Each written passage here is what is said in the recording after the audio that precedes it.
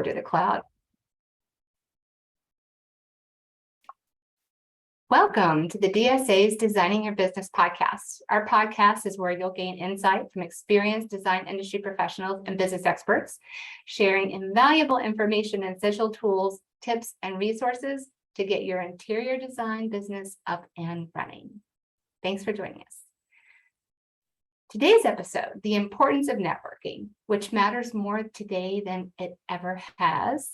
Whether you're a virtual interior designer offering e-design services, you are a full service traditional designer, or you have a brick and mortar location.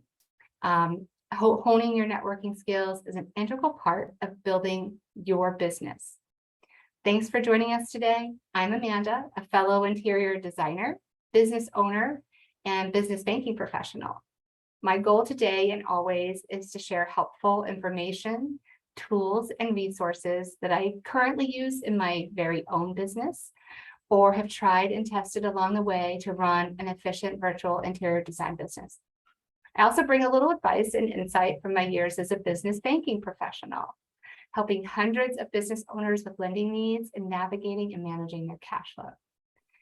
Lucky us, today we are joined by Kelly Hoey, networking expert, guru, coach, and author of Build Your Dream Network, and many more accolades. I could go on and on and on, but we would have a very long podcast. Thank you for joining us. Oh, it's wonderful to be here. Thanks for inviting me, Amanda. I also wanted to point out too, Kelly has an amazing website at jkellyhoey.co, which will be in the show notes. She has awesome resources if you're looking to up your game in networking. So make sure you check out her website. All right, so let's get going. I have a few big questions to ask you, and I know you've got all the right answers and all the best answers. No pressure, no pressure. Yeah, not at all. Oh. So my first question for you, I kind of understand this too, because I've had to go through the networking through my life. Actually, I was going to point out, I do understand the value and importance of networking. And my first job, grown up, big girl job, where I went from hourly to salary and had, baby, and started my career was 1990. And from 1990 to my previous job, I just left banking, I have never had to look for a job. Every single job has come through my network. So I wanted to point that out because it's really important how you network up and down and build your credibility and how important it is. So with that, my first question was just generally speaking, kind of broadly, why is networking important? Because as you pointed out, we get opportunities, but more importantly, we get things done with the help of other people. And that help may be a job lead or a client introduction, but it may be a source of information that cuts down hours of research we have to do, or, you don't have to rely on a Yelp review to find that perfect restaurant that you want for, a gathering or whatever. We get things done with the help of other people. And we're so wedded to that idea of the hero's journey and going it alone, but let's all admit, it's such a fallacy and such a fairy tale. We have help. Other people help us in little and big ways, and that's how we get ahead. Yeah, I couldn't agree more. And just recently, into building my interior design business and my network, it's been short. It's been just under a year. I can't believe that the few connections I've made, how that's accelerated my progress. Had I not done some reaching out, returned the calls, been a little proactive, I would not be sitting here talking to you, first of all, Yeah. So it just leads, every little thing leads to something so much bigger. It's really incredible. Yeah. So that's why I say to people that what's important is how you show up every day. A lot of the times with networking, we have a particular impression of how and when we need to do it. Like, we need to do this because we're looking for a job, or I'm looking for a new client. We think we need to go and talk to strangers, where really how you show up, how you engage with the world consistently matters so much more, because that ensures someone takes your call, Yeah. or someone wants to make that recommendation, or someone else wants to open that door. So sometimes I'm asked, what's a networking hack? Like, what's the trick to networking? And my answer always is, don't be a jerk. I mean, it's real simple. Yeah. Yeah. Return the call. It's all about building credibility. Right. And you do that with consistency. Yes. As opposed to having a magical list of icebreaker questions or a perfectly rehearsed elevator pitch. Yes. Who you actually are as a human because of how you've shown up regularly. That's a real key. Yeah. Yeah. I couldn't agree more. Let me go back to my list of questions here. Because I have So, if you disagree, that would make, fun No. podcast and video. I had a funny feeling after reading all about you and hearing what you're saying and watching some of your videos on YouTube. Yeah, it all makes sense to me. And that's what I want to express to our listeners is, especially when you're young. And I've told my kids this, I have millennials that are just out of college and getting into the work world. And, and my husband who's an excellent networker. He's like, pick up the phone, hit the green button. It's right. Especially in this world where we're connected. Especially one of my questions, being connected, being overly connected. Yes. But not in a rich way, just it makes it too easy to reach too many people in a not a very meaningful way. Right. Right. Well, I mean, there's two things that, when you raise that come up for me. And one is like how we use digital, how we use technology, and how we approach it.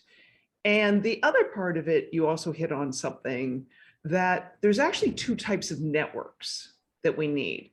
So if we actually take sort of network as like the noun, the thing, there's two types of networks you need. And one is that broad, shallow network. That's where digital tools, used in a very, I want to say, superficial way, can be helpful, because we can't obviously build deep, rich relationships with everybody we meet, but keeping your eye on them, keeping them in your peripheries, having them, seeing them as you're scrolling through Instagram is kind of helpful, because you may see something that then sparks that kind of acquaintance conversation again. It's the same reason, like, joining associations and groups. So we do need that broad, shallow network, because that's the one that can produce really different and interesting opportunities, or take our design and have it spread further. Or it could be that someone you've met, through DSA a couple of times, they post about a conference or something, and you're like, you know what, this is coming from a trusted source. I know I don't know them very well, but I should maybe look into this conference event, something they're talking about, and they may have their hands in different bits of information that you don't have. The other piece is like, how do you build those rich relationships? And this is where I often say to people, we all have the same tool in our hands. Oh, like that phone or whatever, but how are you using it? And so many people are looking at it and using it for the technology, rather than thinking, well, where's the other person when they're engaging with what you're sending?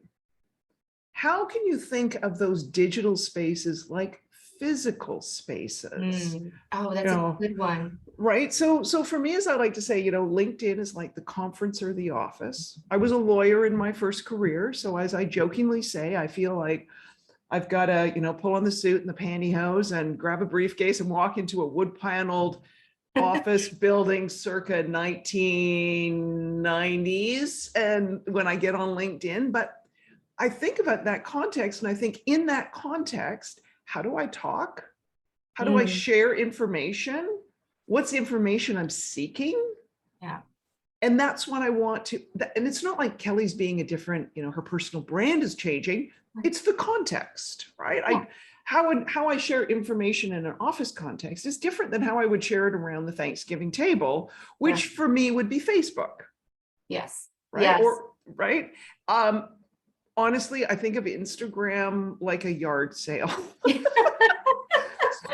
Some people show up on Instagram to share things about their life. Other people show up to sell things. And isn't that like a yard sale? Some people are looking for a deal and other people just want to see what's going on in the neighborhood. So, Correct. and then Twitter, I've been on Twitter for a long time. So I'll go back to the golden days of Twitter at the beginning. It's like a cocktail party. Yeah. And if you are a good guest, Yeah. and you listen, you can find conversations you want to enter. Mm. And if you engage on Twitter, not like someone running into a bar or a cocktail party with the lampshade on their head or screaming on the top of their lungs, other people who you might not otherwise have engaged with want to have conversations with you. Yeah. So that's where sort of like the digital part of it is like, you truly can with digital tools build relationships, but how are you using them? Are you using them as technology? Or are you thinking about a human being? So since we're recording this on Zoom, I'll use a Zoom example, a pet peeve of mine. When people jump in the chat and the first thing they do is put their LinkedIn URL. Oh my goodness. Hi, everyone. Let's connect on LinkedIn. They put their LinkedIn URL. And I think to myself, is that the first thing you'd say to someone as you walked into a conference room or a boardroom or the office? Is that the first words? Hi, Amanda. Here's my LinkedIn URL. You wouldn't. You'd be like, hey, Amanda, how are you? Oh, wow. Loving that we're recording this on Zoom because I'm really coveting those curtains of yours. Like you'd have a conversation and we might have a conversation that we say, let's stay in touch. Where can I find you? Yeah. That would be the human thing to do, as opposed to this, hey, here's my LinkedIn URL, everybody, let's connect. Like, what is that? Yeah, it's not professional. It seems as though technology has separated us somewhat from being professional. Well, or I'd say swap out professional for human. Human, yes. Right, but we're thinking, oh, this is technology, we use it this way. If I was in a conference, oh, of course, Kelly, if I was walking into the ballroom of XYZ hotel for a big event, I wouldn't say that. But my approach is, well, why are you saying it here? Because if you do this to me in the digital space, I may have no interest in talking to you in a physical space. Especially if it's the first time you've met this person, your first impression. Right. And we create like having the business cards thrown at you. Yeah, maybe even worse than that. Thrust at you, stuffed in your purse. You don't even have the chance to, say whether you want it or not. They're throwing it at you. Oh, yeah. So good. So good. That was a good point, when I think everyone has some level of overwhelm with social media, and when you're networking for whether it's your own purpose and you're looking for a new position, or you're trying to build your business and figure out how you all do this, how you manage all of the things, because there are a lot of things. It's interesting what caught me, only because I'm a professional. I don't think I would do the other things. And a decent human, so I don't think I would do some of those things. What I wasn't thinking about, and I think is really good for those entering in early the networking phase of their lives, is using social media to kind of look at it as possible opportunities. Almost, I hate to say building a pipeline, but looking to keep track of those that seem to have some level of credibility, and looking at them as a possibility, as a future opportunity to reach out to and build a deeper relationship with, siphoning through it all.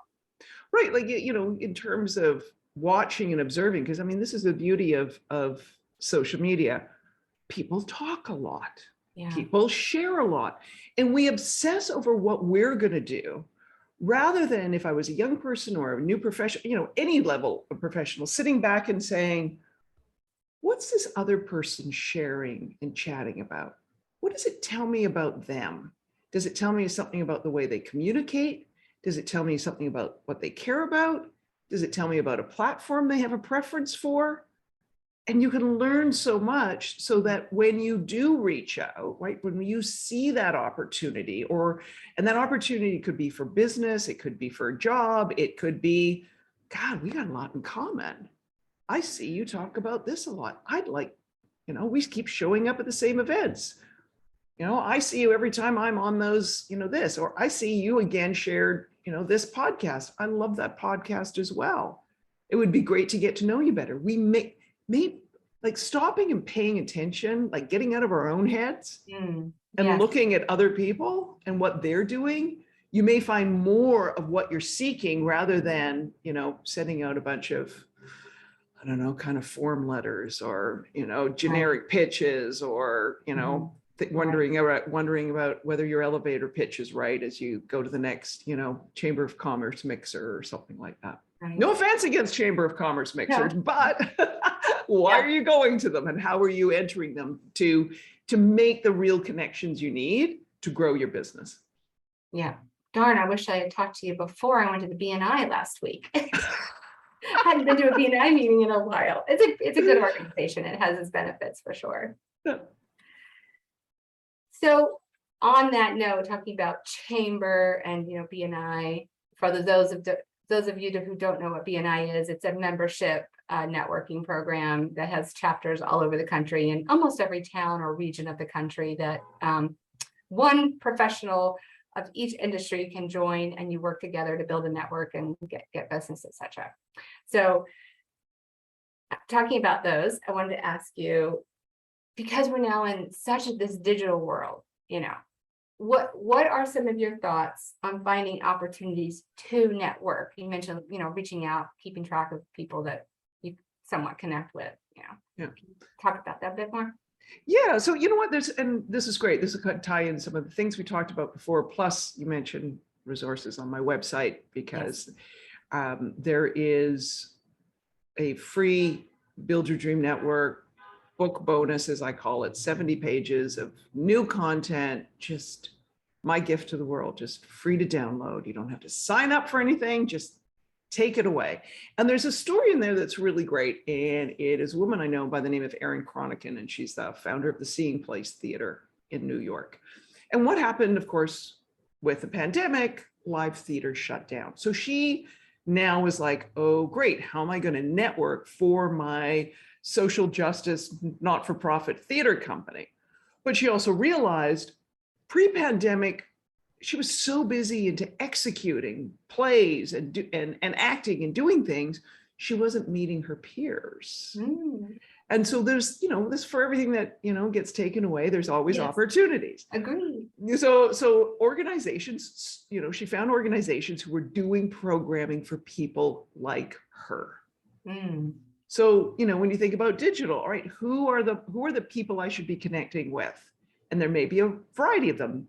Maybe it's with your peers to find out, how they're navigating challenges in your industry or business, but also where my potential clients are gathering. And so she then, they were doing everything, of course, on Zoom. And what Erin did, which is just so simple and beautiful, and anyone can do it, but not everyone does. She watched and observed. She didn't think, oh, right, okay, first meeting, who do I have to meet? Who do I have to meet? All right, everyone, let's connect on LinkedIn. But she's like, okay, who else is here? Who shows up the next time? Right? She's, everyone's got their name on Zoom. She's writing down their names. She's going and researching them. She's going and looking up and seeing where else they're hanging out online. She's looking to see what they talk about so that a couple, say programs later, she's then reaching out and saying to them, you might have noticed I'm following you on Twitter and this now. You keep showing up at the same events I do, and it looks like we care about the same things. I would love to kind of explore, kind of the topics we're both interested in. Would you, are you up and opening to talk? And guess what? Everyone said yes. Because it was like, it's the only time, Amanda, I think that where, you need to jump in front of someone immediately, like, like a hungry tiger kind of thing. Yeah. If you've traveled at all recently, you may have noticed, other than long lines and all that kind of stuff, you may have noticed the redesign of airports, that once you get through security, you have no choice but to go through a shopping area. Yes. Every airport has done this design. So I don't care if it's Heathrow or the new LaGuardia, right?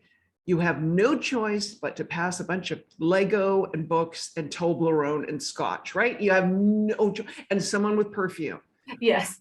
Right. If there's ever a time to jump in front of someone and pitch them, it's there, because they don't know if they're ever going to see you again.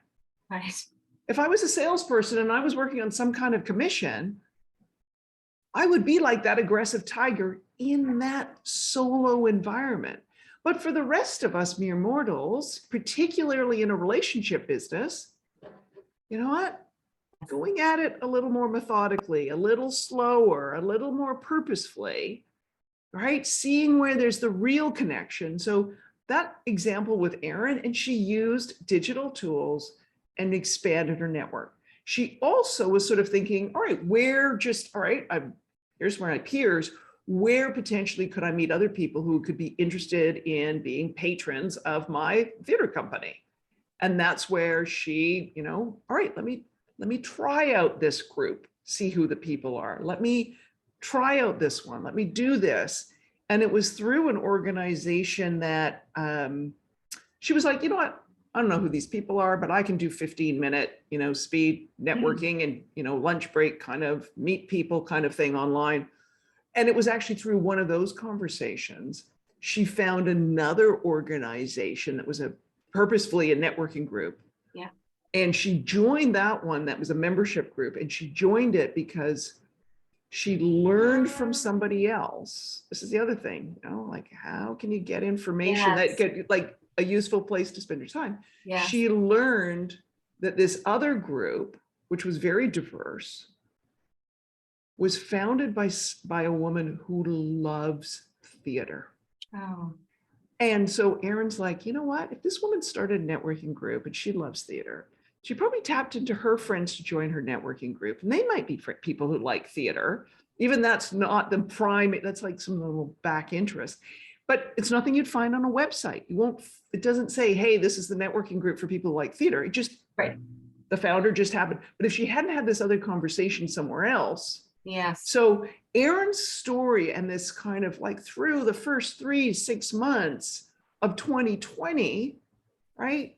She sort of started slow and then it got like this momentum where she expanded her audience. She found support from her peers who could give her all sorts of business advice faster in terms of pivoting her business and what she was doing with the theater company. And, found a whole lot more people who were committed to plays and the work that she was presenting, on the virtual stage. That's great. That is a good point. I love that story. And actually, as you were saying, I'm like, oh, wait a minute, I think I've done that because, going into interior design after I took my course, I was trying to find like-minded, individuals, women that were following the same path. And so I started digging around on Facebook for some great business groups. And I found Boston Business Women's Group that I did join as a paid member. But through that group, I found some other great resources that have really, helped me, find some great tools and other resources and additional women to reach out to. So that has been, for as much as I loathe Facebook, that the Facebook groups is probably my favorite part of Facebook. Right. When people will share those resources and through like one trusted resource, or even if you said, okay, I've now attended this one networking group a few times and it's not working for me. You may have been given some information or some insights that now help you narrow like what is the type of group that's right for you. Or like as in Erin's example, someone shared, oh, well, my friend so-and-so, and she's got this group and you should look into it. And you're not going to read this on her website, but she loves theater. So she may be, someone you want to connect with. And so that insider information that we can get through, and information from networks and resources that are way beyond, what we're aware of and can easily find. And then we can, I'm going to say, now we can double down in the areas that are meaningful that, like I said, will either grow our business, help us spiritually or socially or whatever the case may be. Yeah. Well, I love finding information because there's always going to be somebody or a lot of people that are a day ahead of where you are. So if they can help you get to the couple of days ahead, that's worth it, you know? Exactly. Which, and when you raise that saying to people who are like, the week ahead or the day ahead, this is why I always say to people, your most important network is your peers. Like a lot of times people are trying to, network up the ladder to the muckety muck, and particularly younger people are like, let me talk to the honcho. They started their business 30 years ago, right? Or they went through that business challenge, 15 years ago. Who went through it last week? Right. Who's rowing through it right now? That's who you need to be paying attention to in your network. And too often, I think with our peers, we're sort of like cutthroat, like, hey, they're going to get that job, or they're going to get that opportunity. But really, they're the ones who are going to help you the most. I've said that before. You can't look at your peers as your competition. I don't think you get very far if you do that. In any industry, but I think design there's so many different ways to approach it and so many different styles. It's so personalized. And there are so many different resources out there. So I think it's important to seek peers that you have credibility and feel comfortable with. Natasha's been a great resource for me. Just she knows quite a bit. So it's really important to nurture those relationships. Yeah. I agree. So speaking specifically of design, I don't know if this one's too far off topic, because we've kind of covered, valuable aspects of networking, some of the questions that we had kind of preliminary gone through, and reaching out to your peers. But for mentorship, I've seen, especially with younger people, it's hard in a virtual world to find that mentor. You can't walk around the cubicle, or lean across the table and ask someone for that help all the time. That's kind of how I think mentorships, at least in my experience, have been built, is that they've been right there and I can ask them all the questions all day long, even if it drives them crazy. So, what are your thoughts on, I think you maybe touched on some of this, and how do you find a mentor?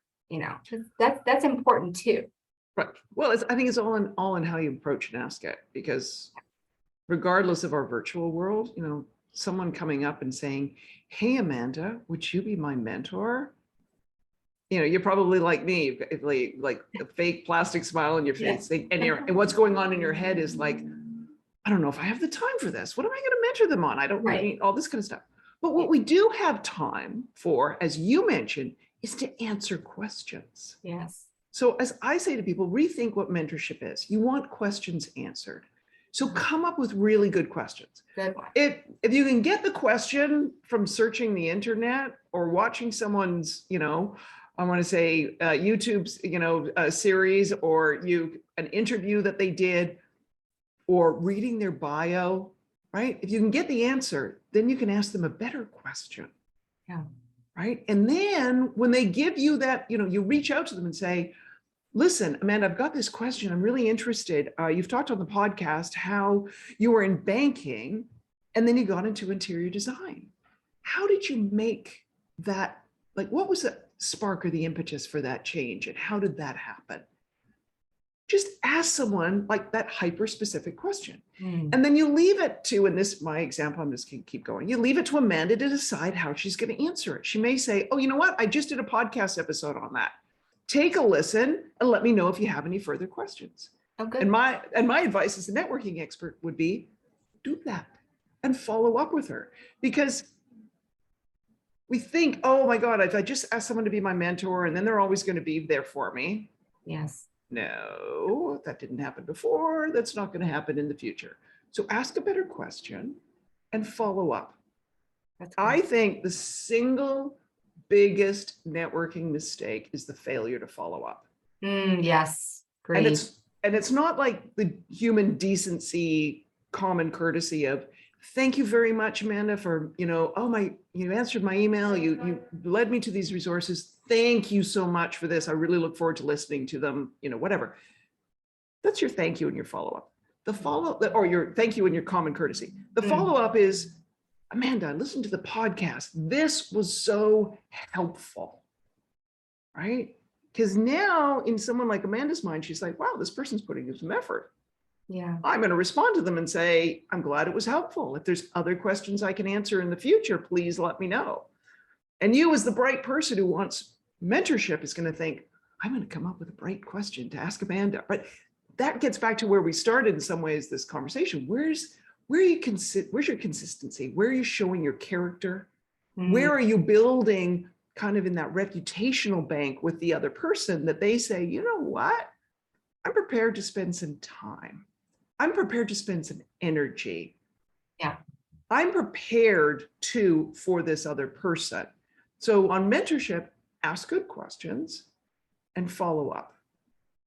That's perfect. That's a perfect answer. Thank you. Good one.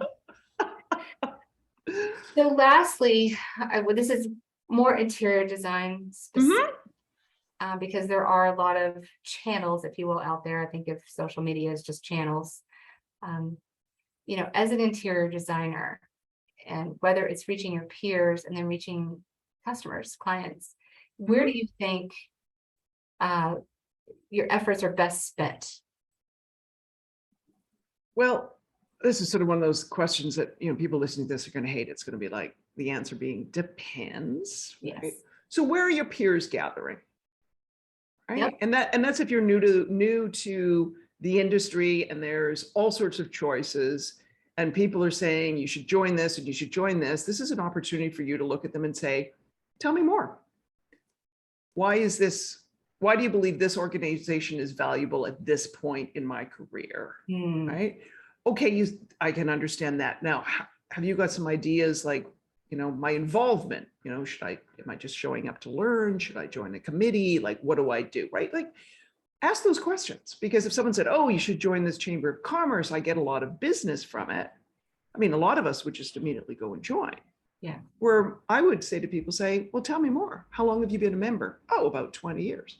Oh, when'd you start getting business from them? Oh, about a year ago. You might go, yeah, okay, this is right. Or, oh, I started getting business in the first 5 years, but I put in 20 hours a week in that group. And you might be like, I don't have time for that. Right. So you need to filter things out. So that's why when someone says, like, inquire, or if they've been a member of something for a long time, what keeps you a member of that one? I see you've been members of other design organizations in the past. Why this one? Right? Get a little curious that way. The other thing is, this is where thinking like, who is your perfect customer? Who's your audience? Okay, so where do they hang out? And it may not be where you think it is. So I'll use an example from a SCORE event, small business organization where I spoke to in Connecticut when my book came out. And God bless this gentleman. He's a contractor. He got up and he actually he said, Kelly, here's my customer. Here's what I do. Here's who my ideal customer is. How do I connect with them? And I just stood there and watched as the hands went up. And I looked at one woman and I said, have you got an idea for him? Because he said precisely what he needed. Yeah. Women who ... And this woman put up her hand and she said, I know exactly where your audience is. She said, there's a not-for-profit here in town. Oh, wow. This is their annual event and their gala. This is the situation of how the setup for the gala is. They need your help. You being a contractor and helping them construct the set for their gala, you're going to do all the networking you need to find new customers. Yeah. You're not going to have to hand them cards or put stuff in mailboxes or, that kind of thing. And she's like, give me your card, call me and I'll give you my card. I'll connect you with the person who's in charge of this, because I know from my insider information that they need your help. So this is where like really getting clear on who your ideal customer is and thinking about what their life is. Like, what are they doing? And having that clarity so that when someone asks you about your business, well, who do you work with, Amanda? You're able to say who you work with, or you're able to describe, well, I just had this project and this is who it was for. That's the kind of thing that's the next meeting project I'm looking to get into. And this would be sort of the ideal. Go really specific, because people can help you with that.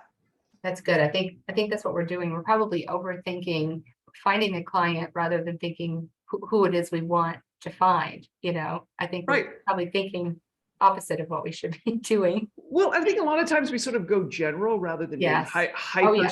hyper specific, right? Mhm. I knew one woman and she was coming back into the legal practice and she was going to hang out her shingle and she called because her family was in a tizzy. They were like, you cannot hang your shingle out that way. You should just say you're an attorney, blah, blah.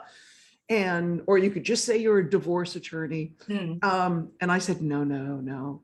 I like what your specific is. It starts a conversation. It tells people exactly who you're working with. And she's the pet mediator. In divorce scenarios, guess what people fight over more than the children? Oh, yeah. They fight over Fido and Fluffy. They fight over the cat or the dog. And by putting out and putting that stake in the ground, she'd say to people, oh yeah, I can handle a regular divorce. Yeah. But here's my special, this is what I really like, starting with what she really does, she can expand from there. Right. But go for what you really want. Yeah. Because then it enables the conversation for people to say, well, do you also do this? Oh, you say you like to do renovations, but have you ever done a new build? Like you can expand rather than just saying, oh, well, I do. And it's all general and out there and everyone just nods sweetly and they think, oh, that's interesting. But lay a stake in the ground and that starts a conversation that can lead and expand from there to maybe expand who your client is, but hyper specific on who your client is. What does he or she or they do? Where are they hanging out on the weekends? How do they spend their pastimes? Because maybe your best networking is, I don't know, because of your love of films or your love of books or your, that you help out in the community or, you're part of a neighborhood group. It doesn't necessarily mean doing something formal and networking. Yeah, that's great. I love that. That's really good. Thank you. You're welcome. I said that was my last question. But wait, there's more. It's like an infomercial, but wait, there's more. We got more for you. I know. I feel like I can't let you go. We touched on it a little bit.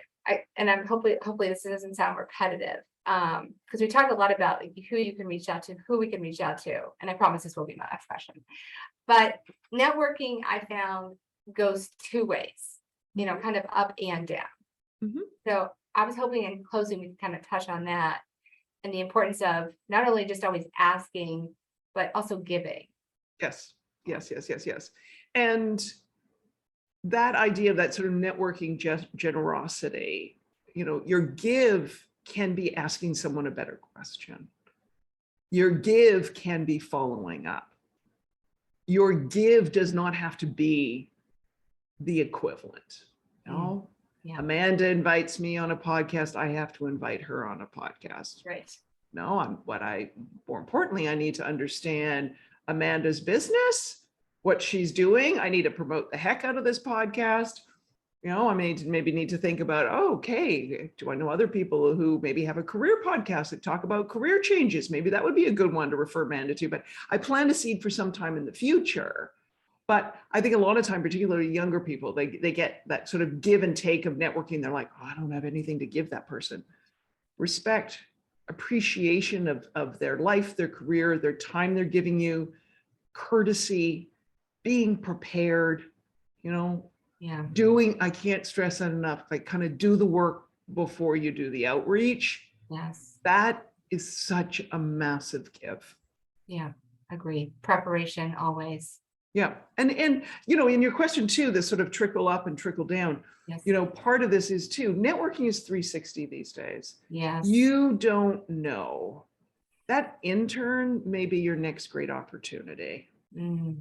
Right? It's not just, as they say, so anyone listening, not watching this, is someone with gray hair, just not the gray haired old fools who have the power, that sort of that old networking model. Your peers, an intern, somebody's kid, they may be your next opportunity. They may be your next piece of talent. They may be your next lead. As a friend of mine, he will tell you the linchpin introduction that unlocked the opportunity he was seeking was his personal trainer. So, when you think about networking, any human relationship could produce the insights or be the lead to what you want. So show up every day and just be a decent human being. Well, on that note, Yeah, because having a conversation on how hard it is for people to be decent human beings, we'd be here for much too long. There's more than that would be a long episode, but well, that was all really great. I really appreciate that. Thanks for the extra question to answer too. I really appreciate it. I really appreciate you joining us today. oh, thank you for having me. All right. Thank you very much.